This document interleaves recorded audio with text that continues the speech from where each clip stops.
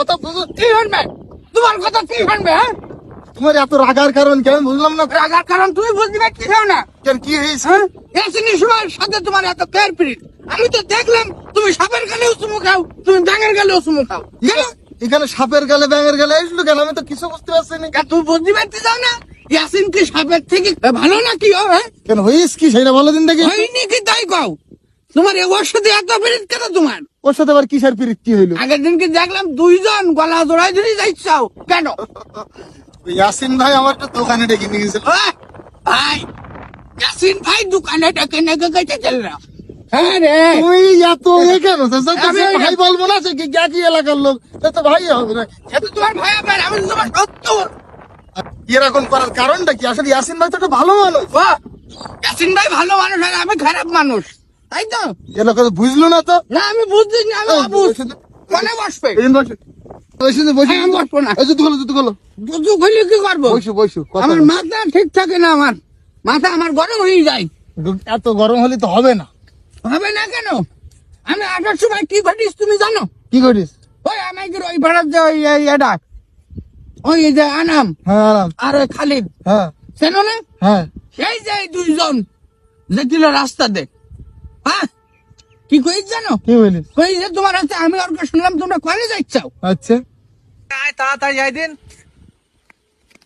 ফোকা, জি চাচা বলেন। কলে যাচ্ছাও তোমরা? আমরা একটু বাজারে যাচ্ছি। বাজারে? তাই এত ব্যস্ত বাজারে কি? বাজারে চাল শুনলাম চোর ধরা পড়েছে নাকি? ও চোদ্দরে পড়ি যায়। হ্যাঁ।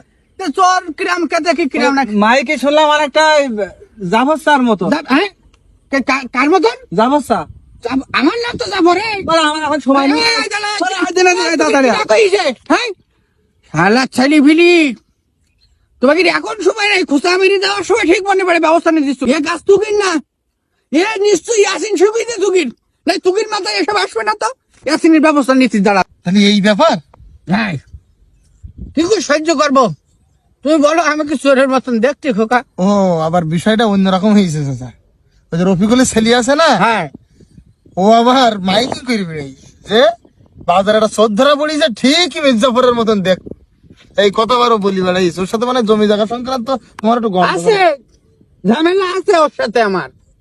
হ্যাঁ, ও জাফর বলতে পারতো, ও তার মধ্যে কত বড় শত্রুতা ও মির্জাফর বলি দেশে জায়গায়।